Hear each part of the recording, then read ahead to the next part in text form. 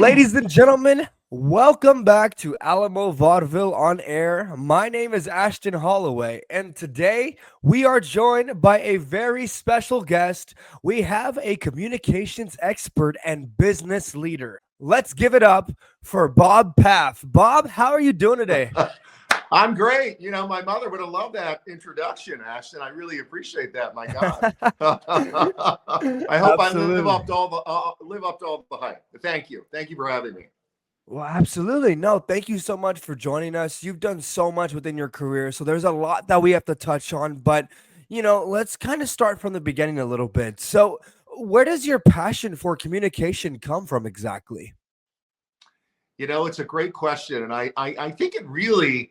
I was on the Steve Harvey show a number of years ago, and one of the questions he asked me, he said, what are the three most important things in your life? And I said, my family, my faith, and my failures. And so I think the passion around communication, this is the 10th anniversary year of my book, Communicating to Win. I'll put that plug in out there, is really communication. And the book is a memoir. It talks about why we don't communicate, and when we don't communicate, what happens. So it's really those failures in our lives, it's the breakdown in those relationships that really drive so much of what we do. Look at the political environment, look at the religious environment, look at the war around the world. Actually, it's all related to communication. So this is my passion and what I do, whether I'm producing a show, hosting a show, writing a book, whatever. It's all around communication. That's amazing. And it's awesome to see how much you've grown over the last few years and seeing how much you've done with the book and all the interviews that you've done. I definitely want to touch on the Steve Harvey show at some point as well, but I am That's a little actually funny. It's curious. not. It was a dating show. I have to tell you, he's done that. So he didn't have me on in my professional capacity. He had me on because I was an available and eligible bachelor. I had the Golden Bachelor reach out to me as well too, and I declined. I declined that opportunity. I will tell you. We don't need to go into that, but I'm not willing to expose my life in the way that television can do. I know too much about it, and and I'm flattered. But no, thank Oh you. man. So it was fun. It was fun doing that. But Oh, yeah. for sure. Oh my God, what a crazy world we live in. And so, Yeah, we do. that kind of brings me to the next point though. So, who was Bob Paff before becoming a communications expert? I like that question. I've been interviewed many, many times. I went to college to be a news anchor, so I'll dial it all the way back. And I worked for two of the network affiliates. When my dream didn't come through at the age of 25. No offense to if you're 25, or my youngest son will be 25 this year. Anybody who's 25 who's listening, no offense. But I was kind of devastated. I was going to be a news anchor, and I didn't get the gig, and I thought, oh, what do I do now? And I went into business. I went into banking. I went into finance. I went into insurance, and built a very successful business. Helped establish two private banking departments. Had a great run at Wow. that career. Was married, had four kids. But I have to tell you, when the first marriage ended, it's been a long time ago, no sour grapes here. She broke my heart, and I was devastated. We had four Wow. kids together, but she decided she liked somebody better than me. And that's okay, but there's certain ways I think you go about that. But so that was a heartbreaking moment. I then got married again, had two more children, and that didn't work out. And I thought, good Catholic boy here, I'm doing something wrong. If you don't figure this out, you're just going to keep doing it. So at the age of 50, I reinvented myself. And I think I had a friend say every 18 months we should be reinventing ourselves.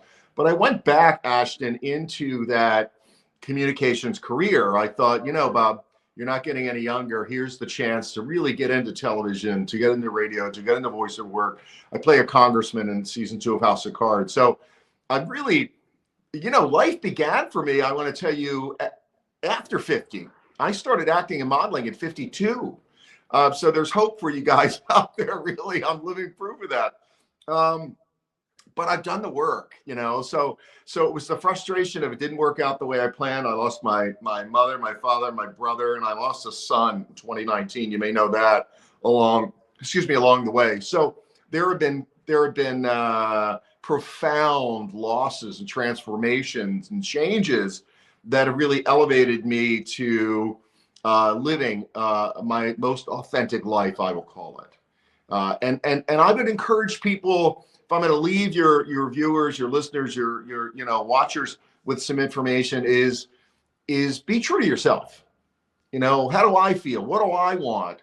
How does the energy feel? I mean, recognizing a higher power. It doesn't matter what your religion is. I'm Catholic, but it doesn't matter what it is.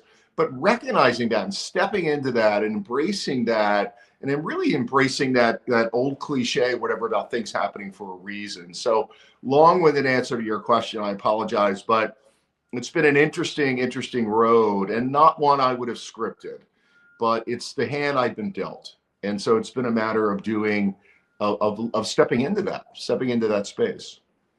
That's awesome. That's a great answer, by the way. And, I feel like that's something that people do struggle with, is living for themselves, right? Because, something that even I struggle with, right? Growing up, I Yeah, was always taught to live for the people that you love, for your family, right? And, there's that's nothing right. wrong with that necessarily, but there's also nothing wrong with wanting to do what you want with your life. And, we are all That's right. here to make memories and to bring happiness to each other and to make as many memories as possible. And I think that's something that most people don't really get the chance to do. And it's awesome that you were able to finally take that chance later on in life and persevere through all the hardships. And I think it's very telling to see where you are now and see what an impact you've made. And, that does kind of bring me to the next point here. Like, what does it mean to you to know that you have had an impact on so many people's lives at this point in your life? Well, it's humbling. It's I'm going to say overwhelming, because I'm comfortable in this space and feel called to do what I do. But I want to go back to one of your points, and I want to emphasize that people, I have 6 children, and I lost one in 2019. He was my oldest. He would have turned 40 this year. He's the one that made me a father. He struggled. He died of a drug overdose of heroin and fentanyl that's killing a lot of people. So that's part of my platform as an author, as a speaker. I'm now a member of a club nobody should ever join, which, or wants to belong to, and that's parents who have lost children. I think my heart goes out to the former New York Yankees player, he and his wife and family just lost their 14-year-old son, I think in Costa Rica or wherever they were. We're not supposed to bury our children. I buried a brother, I buried my parents, but we're not supposed to bury our children. And so I have 5 children that are still alive. They're living their best lives. I will tell you, there are 2 of them that don't speak to me, but I don't wake up every morning broken over it. I pray for them. I love them. I hope one day, we'll get back. And it's very complicated. We need to do another show, about that. Divorce is very disruptive in families. There are alienation dynamics that go on around that. But like you just said, and I want to emphasize it, and here's the point here. You simply must do what you believe is right. And not everybody is meant to go on the entire journey with us. They just simply can't, for whatever reason. You've got to feel like, is my energy right when I'm around these people? Listen to your intuition. But you've got to, and I applaud you for it's such a young age, recognizing that I didn't have any mentors. My father left when I was 10 years old. I was raised by a single mother. My father cheated on my mother, broke her heart. I was a latchkey kid for anybody who knew what it was. So therefore, the grace of God, I can't tell you that I followed this guy or that guy, or I'm a disciple of Tony Robbins and he saved my life. No offense, Tony, he does good work, but you've got to find your juice. You've got to find your people. You've got to find what works for you. And you cannot factor in the feelings of other people. You can't. I would encourage people, live an authentic life. I'm kind. Listen, I'm supremely confident, but I'm humble. I'm aware of my talents. I dialed it back and dumbed it down, I will tell you, in some relationships to make other people feel better about themselves, Ashton. And we simply can't do that. You need to be you. I was doing something like this when I was your age. I mean, I had the chops and the talent to do it, but really no direction, wanting to go in the television world. But I cannot emphasize enough to your viewers, please live your best authentic life, because we get one shot at this. This is not a dress rehearsal. Who knows what the afterlife is, but we're not coming back in this form to say, oh, I made the mistake in year 38. I get to do that all over again. You don't. The mistake that you made in year 38 could turn around to be a blessing in year 54. And so that's how you have to process this, is really not what I thought it would be, but here it is. As Eckhart Tolle, who I really love, he said, it's not your life, it's your life situation. So folks, if you're feeling down now, if you're feeling lonely, if you're feeling deserted, if you're feeling depressed, if you're feeling whatever, it's not your life, it's your life situation. What are you going to do to change that situation? And that's what I've encouraged folks to do. I do acupuncture and Reiki once a month. I've done it for 3.5 years. I have a wonderful practitioner. I go to Mass every day. I'm a voracious reader. Last year, I think it was 52, 53 books. One of the best ever is Dark Night of the Soul, the version by Thomas More. It was originally written by St. John of the Cross, who's a 16th century mystic. I would encourage everybody to read Dark Night of the Soul at whatever age. It was so good. When I finished reading it, I started reading it again. We all have those dark nights of the soul, and it's not meant to be depressing or whatever. It's meant to be transformative. And so you've got to find those transformative moments in your life and step into them. Step into them. Say, oh, this sucks. This hurts. Why me? That whole thing like that. It's like, well, it is what it is, as Eckhart Tolle said. It's your life situation, because we carry those pain bodies around that he also talks about. And you've got to let those things go, because they wear on us mentally, physically, emotionally, psychologically. And that's why people turn to addiction. Addiction is a coping mechanism. It's another pet peeve of mine. We get people off of drugs by putting them on drugs, right? Methadone. You can be addicted and you can die from methadone, but we put them on drugs. We need to go back to the source. How did you get here anyway? Why are you addicted to heroin? Heroin, apparently, I've never done it. I'm not going to do it. But apparently it's a great high, and it lasts about 15 minutes, and it makes you feel invincible, which is why people want to go back to that. But you've got to get to the root cause. How did I get to the heroin? How did I get to the alcohol? How did I get to the pornography? How did I get to all these things? Where's the root of the trauma? We don't deal with that. And we need to start dealing with that, Ashton. We need that. That's why everything is, I'm going to keep it clean here. I'm not going to drop any F-bombs or whatever, but boy, I could. We've got to get to the root cause of what's bothering. Why do we hate one another? If I say black, you say, no, it's white. Why do we do that? Those triggers that we talk about. So I'm sorry, you get me on my soapbox, man, and we'd be here until next Thursday. No, you're completely fine, Bob. No, and I first off want to say thank you for being vulnerable enough to even share that side of your life with us, and to even touch on those kind of topics, because a lot of people aren't bringing awareness to that side of life right now. And even with myself, right, being as young as I am, I've also struggled with drug addiction in my life. And at some point in my life, it tore me apart. It made me hate myself. It made me hate my family. It made me not want to be alive at some point. And, I'm so grateful to be in the position that I'm in now, because if I would have done it any later, my life would be a mess right now, right? So, I mean, not saying that I'm grateful it happened, but at the same time, I mean, if I was to do it right now, I don't think I'd be in this position to even sit here and talk to great people like you, Bob. So, something like that, like drug addiction, is something that's so vital, and something that, I mean, obviously people need to touch on more, right? Within the media, and even with fentanyl that's going around right now. That's something that is going all over the nation, and people aren't doing anything about it. And you're looking around at all these different countries with all these different traumas that are going on, and it's just getting out of hand, right? But I think with everything that's been going on, there's always going to be a light at the end of the tunnel. And I think that as far as people in general and the way that they connect with everyone in their lives, there's a certain type of way to kind of move your way around and get what you want in your own way, right? Especially with your book and the way that you were able to kind of persevere. And well, I mean, look at everything you've done. I mean, hell, you were the voice of the National Geographic. You've done interviews, you've sold books, you've done so much with your career. It's so great to see how much you've done. But I am a little curious as far as the book, right, on communicating to win. Someone like me, I have Yeah, a hard time communicating with people in my life. And sometimes I can have a temper myself and trying to keep myself together, sure. right? So let's say somebody like me, if there's one piece of advice you can give to the listeners or even to me about how to communicate better in their everyday life, or one piece of the book that you would recommend, what would it be? And what would you say to that person that needs that help right now?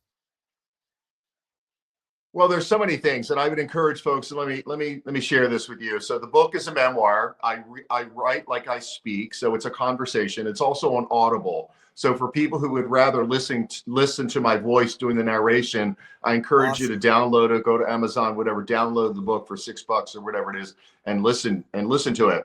Um, here's what happens, and this is what I would say is and I look at relationships. I do a lot of work in the relationship space. I'm a single guy. I've been single for 13 years. My last marriage, I had 2 marriages, and that was really what prompted the book. After the first marriage ended, which I had no control over her behavior, and I was devastated, and then got married again. When that marriage ended, and I was the one that, because things were, we all bring baggage into relationships. But when that ended, I thought, Bob, if you don't fix this, you're going to keep doing something. You're going to keep making the same mistake. And so I started, if you want to call it journaling, fine. I don't really journal, but I said to a friend, I want to write a book. And he said, it's all right here. And so that became Communicating to Win in Life, Love, and Business. I've relaunched it as the 10th anniversary edition to honor my son's memory. A lot of people think it's a business book. I have a business background. It has application in business. The word business is in the title, but it is a memoir, and it is a true story. To answer your question, what I would say is, we often in relationships, or your own frustration maybe with parents, siblings, whatever, we blame people for things and we hold people responsible and accountable for things. And that's wrong. And so let me give you a great example. You're in a relationship, whether it's a marriage or you're dating somebody or whatever, and you're not really getting what you need out of the relationship. A lot of times what we'll Mhm. do, Ashton, is we'll say, you don't do this or you do that. And we put people on the defensive, and then what happens is they attack, they have to defend themselves. What people really need to do, and I'm thinking the book, one of my favorite chapters, remind me to talk about fear if we have time, but chapter 4 is who's on your team. Who's got your back? Who's on your team? It can be 2 people, it can be 20 people, it doesn't matter.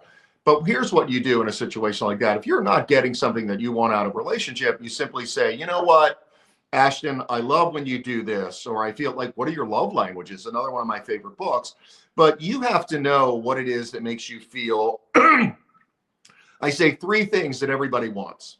People want to be seen, heard, and valued. Seen, heard, and valued. Remember that.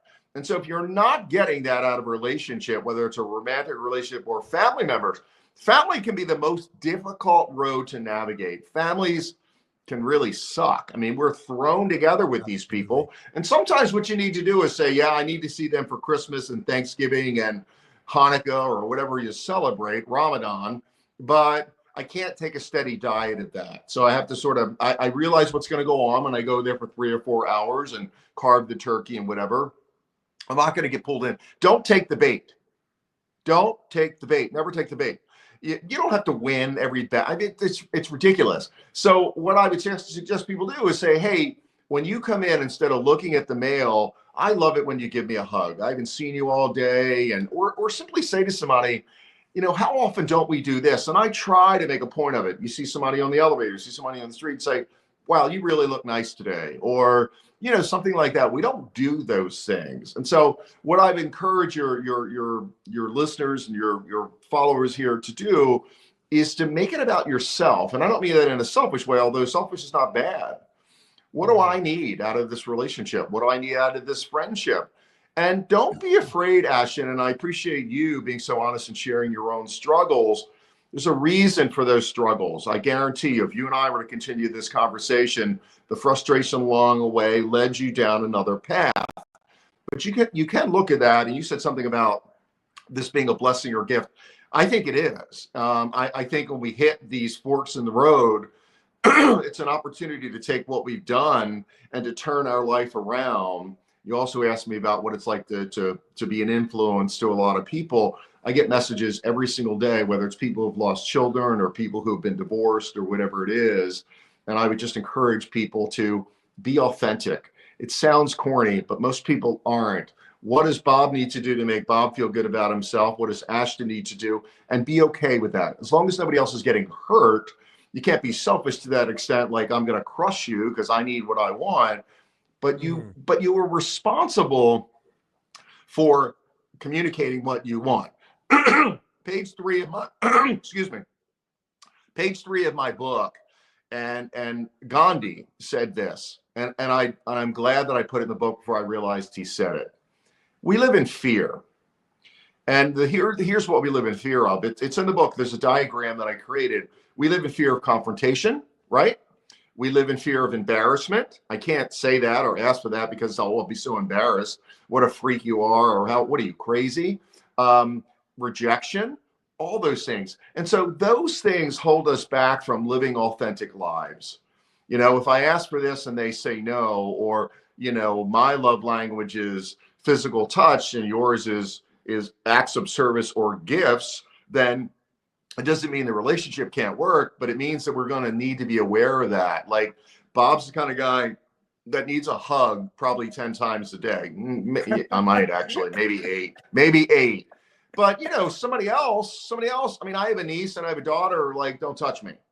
We could go down that road. It's like, oh, okay, is there a story there or whatever? But in all sincerity, find out what that other person needs. I mean, you could say to a person, what can I do to make you feel loved, to make you feel seen, heard, and valued? It's an honest question, and think about the people who annoy you, because I'm picking up, we cancers are very intuitive, by the way. So I should have warned you before we started talking. There's a reason for all this. There's a reason for your behavior. There's a reason there's certain people, I guarantee it, because we all have them in your life that make you feel uncomfortable, that you don't really like being around, right? That piss you off, that whatever. We all have that. But why? Ask yourself, well, it's because this person's always got to be right, or they're always putting me down, or whatever it is. You need to be in touch with that. And so, if I frame this thing and we wrap it up, we say, what's the thing is really be authentic. Talk about what you need. Talk about how you feel. Talk about, I mean, I have to tell you, in the last few years, I've cut so many people out of my life. I wish them well, but I say, you know what? Our energies don't work well together. And I need to be around people. My circle's extremely small. And I have friends all over the world. My son played lacrosse in college in Rhode Island. And because I have 6 kids, I know a lot of people, but I'm not friends with a lot of people. I used to think that. I used to think, oh, so-and-so, this guy, this millionaire, billionaire, whatever, is my friend. No, he's not. No, she's not. I mean, we might be acquaintances, but they're not. Don't delude yourself into thinking that, because you find out who your friends really are when the rubber meets the road or hits the road or whatever it does on the road. That's where you find out who really has your back. And that's chapter 4 of the book, Who's on Your Team. The guy that cuts my hair, Ben, I tell him, Ben, you're on my team. I have to look good. I'm on camera. I do this, I do that, whatever kind of stuff. And who's on your team? Who helps you be the most authentic, best Ashton that you can possibly be? Surround yourself with those people who aren't jealous. You're going to find, my friend, and you've got a bright future ahead of you. You're going to find a lot of times the more successful you become, the more bitter and selfish people will get. Why is this happening to Ashton? Ashton's a good looking guy and he's got this show, and look at me, I work so hard, but it's happening for Ashton. That's their journey. You're on yours. You're on yours. So just, folks, if you're out there, stay on your journey, live an authentic life. What are you passionate about? Let's be heart-centric instead of this doesn't make financial sense or logical sense. Let that go and try to be more heart-centric. What makes me get out of bed in the morning? I have a son who's extremely successful and went to a great school, and he's motivated by success and money and things, whatever. And then I have a daughter who's going to be a school teacher who just gets excited about working with her 3rd graders, kind of a thing, and completely different, both wonderful, but motivated by different things. What motivates you? What drives you? What challenges you? What stimulates you? I like helping people. I love people. And I've had my father cheated on my mother. I've been cheated. I've had all these experiences that I can say, I know how that feels. I know how that feels. And to be God gave me some gifts to be able to do this. Most men, we really should do a show on men. Most men don't talk about their feelings. Why? Listen, Mm. I was a baseball player, tennis player, like super competitive athlete, but I'm comfortable crying or wearing pink. I should have worn pink this Yes. morning. But you know what I mean? Like, where is it gender specific that men can't cry or this or that or whatever, say that hurt? I mean, my heart was broken when my ex cheated on me. I was devastated. It's okay, guys, to be devastated and maybe cry like a baby for 2 weeks. Eventually, you need to get over it and you need to move on, but use that as a building block for the next round. Wow. I feel like I've learned Sorry. so much just sitting here talking to you, Bob. I'm going to be so honest though. Like, this is information that I've been needing to hear for months now, right? Because even myself, like before I got into broadcasting, I was in a band for a long time called the Reckless Degenerates. And when you hear that name, the The Reckless reckless Degenerates, degenerates. All right. it sounds like you're going to be getting yourself into some trouble, right? So I Yeah. obviously put myself into maybe the wrong crowd for a long time, but at the same time the music brought people together, and it was such a beautiful Yes. thing. At the end of the day, what we were trying to do was just get a connection, right? You want to provide Yeah. people a safe place to be themselves and be their authentic selves, like we've talked about throughout this conversation. And I'm a That's right. firm believer in the law of attraction. So Yep. whatever you surround yourself with is what you're going to get. So if you want to surround yourself against naysayers and bad people who always put Yeah. negative energy into the universe, that's all you're going to get back. If you want to put yourself around positive people who are pushing themselves every day to strive and become better, then you're going to get that within your life as well. And I feel That's like right. over the last few months, I am now just recently learning that within myself. I can confidently say over the last 3 to 4 months, this is the happiest I've ever been in my life. And I am so Wow. happy to be able to sit here and to be able to talk to somebody like you, Bob. Like, I feel like me and you were meant to have this conversation Oh, there's no as I question sit about that. here. Yeah, No, there's no for question about sure. that. Like, Yeah. just hearing you and feeling your energy through the screen and seeing how passionate you are about what you love. This genuinely feels like something that I've been needing. And I once again want to say thank you. But, as we wrap up here, I love to do this last question with all my guests, and I'm going to do it Sure. here with you today. So, as we finish off, I just want you to name 3 things that you are grateful for right now. Well, to be cliche and be corny, to go back to the Steve Harvey interview, when Harvey asked me that, and he said, which one of those 3 things is most important? Faith, family, and failures. My failures have been the greatest source of my learning. They really have, and I am, and it's okay to be grateful for them. Would I want to do it again? No. It was really, really gut wrenching. We're not. My son died when he was 33 years old. He left 2 children. That's a phone call that I can hear my second son calling me and telling me that my son had died. But those struggles and those failures, Ashton, have brought me to where I am. They allow me to be a light. It's Jim Rohn who said, I think you were the combination of the 3 or 5 people that you surround yourself with, and the manifestations that you just talked about. It's also true. Let me tell you this. I know we're probably running out of time, but this is a great story. I was in Florida. I'm very close to my former father-in-law, and I just came back from a wonderful gig in Florida, and I was in North Carolina before that.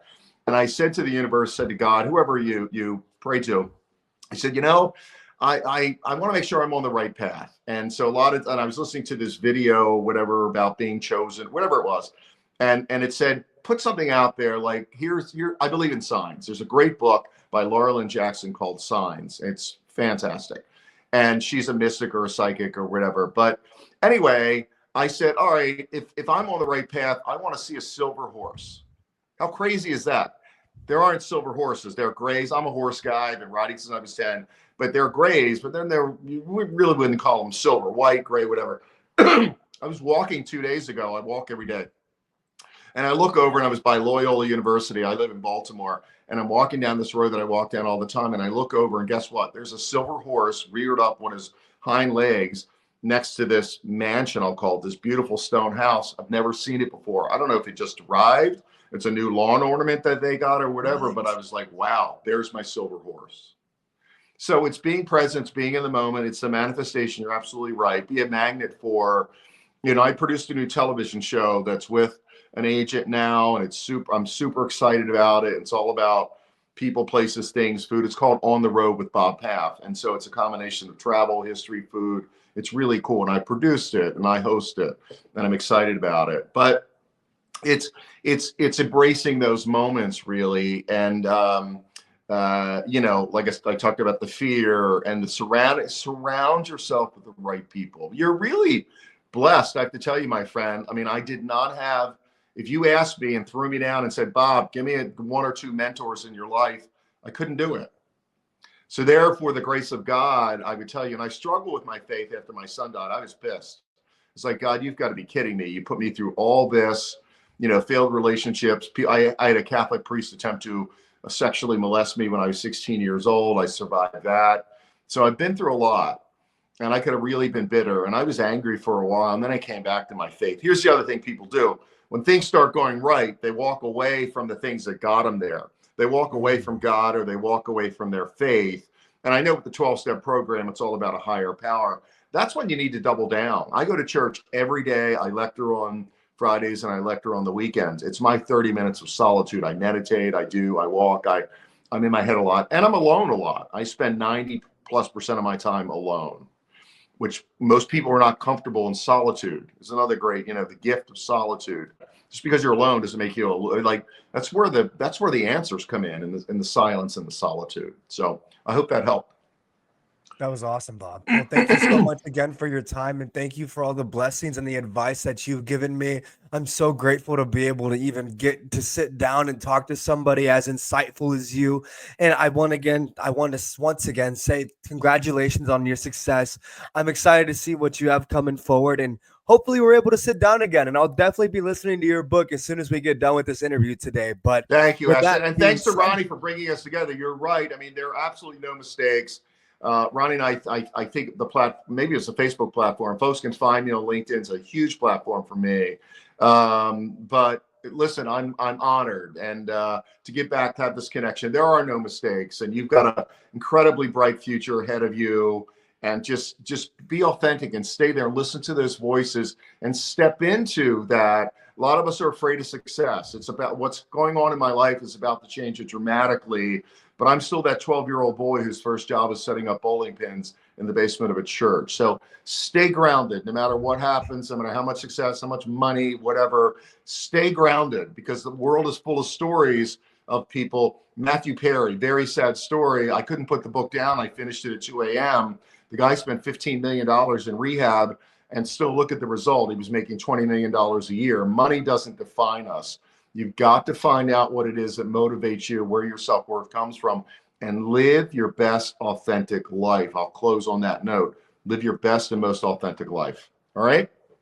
thank you so much, Bob. That's going to wrap up this edition of Alamo Vaudeville on Air. My name is Ashton Holloway, and we will see you guys next time.